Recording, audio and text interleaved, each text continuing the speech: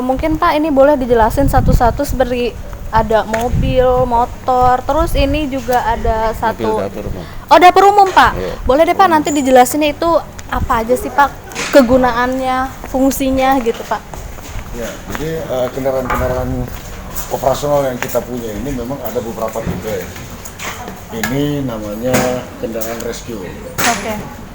Nah, kendaraan rescue ini kita gunakan untuk melakukan asesmen ke lapangan apabila ada kejadian-kejadian di situ dalam rangka mensurvei seperti apa kejadiannya, apa yang harus dilakukan, kemudian personil yang harus diturunkan apa saja, berapa orang, kemudian peralatan-peralatan yang dibutuhkan itu apa.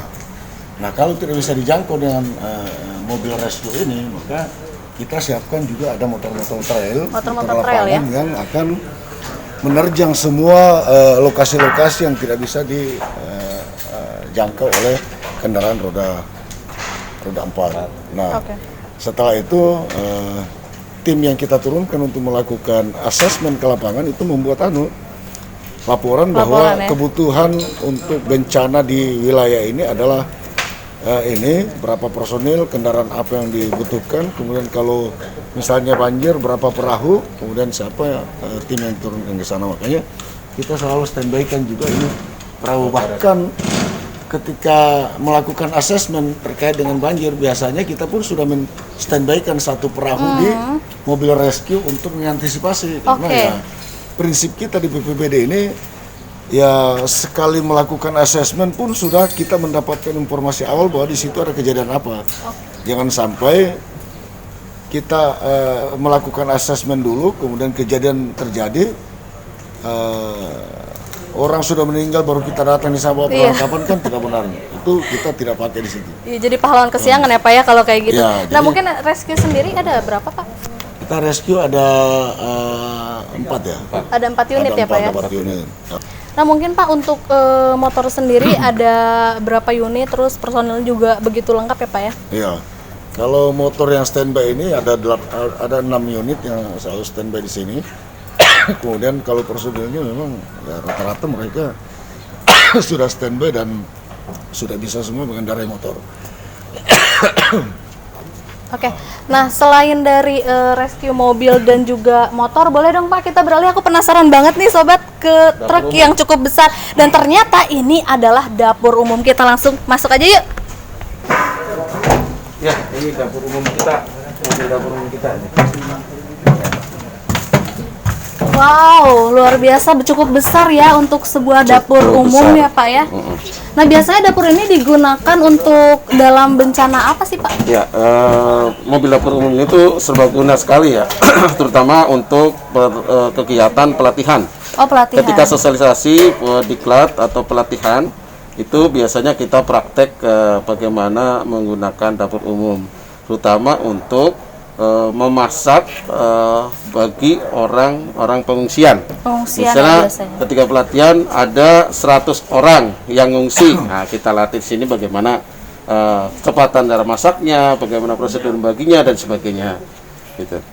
Oke. Terus yang selanjutnya saya tambahkan juga terkait dengan kegiatan-kegiatan seremonial seperti apel siaga, kita nanti diekspos. Kemudian support kegiatan Pemda seperti dulu ada yang di Muara Gembong juga pernah kita support ke sana kegiatan Pestana. Kemudian yang di Karangkitri juga kita support kegiatan Pemda terkait dengan dulu ada kampung siaga, kita menghadirkan juga dapur umum dengan langsung praktek masak di sana. Kemudian setelah selesai acara upacara mereka bisa mencicipi hidangan yang kita siapkan. Oh, seperti itu Pak ya. Tapi kalau di pengungsian itu masyarakat diperbolehkan untuk ikut masak di sini Pak? Ya, terutama untuk tim masaknya dari kita, tapi mereka bisa membantu. Ya kan, karena masakan tidak hanya 1-2 ya kan, banyak ya kan. Oleh karena itu biasanya dia ikut bantu bungkusin. Nah, kemudian dia juga untuk menata. Di sini kan ada sitzer ya, meja ya. Iya, betul. Untuk ini kalau sudah siap di situ nanti para pengungsian ngantri di sana satu-satu biar tertib. Kemudian di sini ada freezer juga ya untuk menyimpan daging atau untuk pendingin apa saja, misalnya es atau aqua dan sebagainya. Kemudian ada cuci tangan, kemudian ada ventilasi udara, lampunya juga terang, kemudian ada bisa musik juga bisa. Jadi Oke. lengkap dan alat-alat masaknya di sini sudah ada. Udah lengkap ya di sini ya. Gasnya di samping. Nah, kemudian nanti dihidupkan dengan genset. Pakai genset udah oke, bisa ready. Oke. Nah Pak, sebelumnya sih Bapak dari pihak BPBD sendiri, aku juga pengen tahu nih Pak, sebenarnya BPBD suka melakukan simulasi ke masyarakat nggak sih Pak, ketika mereka apalagi daerahnya yang rawan bencana gitu Pak? Wah, ini udah alhamdulillah ya, selama berdirinya tahun 2011 di bulan Agustus itu sudah melakukan berbagai hal terkait dengan pelatihan-pelatihan. Misalnya di situ ada forum penggiat kebencanaan, terus ada desa tangguh bencana. Untuk lebih jelasnya mungkin terkait dengan desa tangguh bencana, kemudian forum kesiapsiagaan ya, bencana itu Pak Kabid CS mungkin akan lebih lancar. Silakan Pak. Boleh Pak, dilanjut Pak. Ya, kaitan dengan Boleh sebelah sini Bapak. bagaimana kita mempersiapkan masyarakat dalam menghadapi bencana. Iya betul Pak. Maka memang kita punya program dan itu menjadi program strategis nasional dan diharapkan kepada semua daerah khususnya yang memang rawan bencana itu untuk membentuk yang namanya Desa Tangguh Bencana. Desa Tangguh Bencana. Disingkat Destana. Nah, Destana inilah yang kita akan bentuk secara keseluruhan di setiap desa dan kelurahan yang ada di Kabupaten Bekasi. Dan kita untuk langkah-langkah awal ini memprioritaskan desa kelurahan yang memang rawan bencana. Ya, khususnya bencana-bencana yang memang rutin yang terjadi di Kabupaten Bekasi.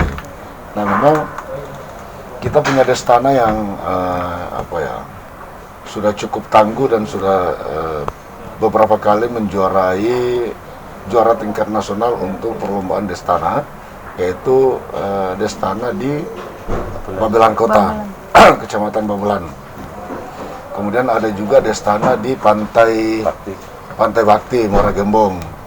Nah, untuk tahun ini kita akan membentuk 4 sampai 6 desa tangguh bencana, dan target kita memang ke depan itu semua desa dan kelurahan itu ada destananya, karena kita berharap mereka Destana ini akan menjadi BPBD kecil yang berkedudukan di setiap desa dan kelurahan untuk sesegera mungkin melakukan langkah-langkah antisipasi apabila terjadi bencana, sehingga nanti ke depan BPBD itu tinggal menjadi backing power dari kekuatan yang sudah dimiliki di setiap desa dan kelurahan.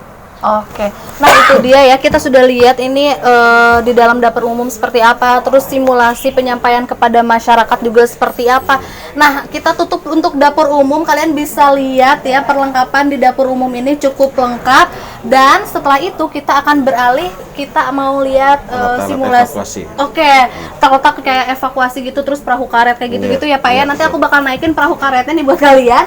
Langsung aja lihat perlengkapan di dapur umum BPBD Kabupaten Bekasi.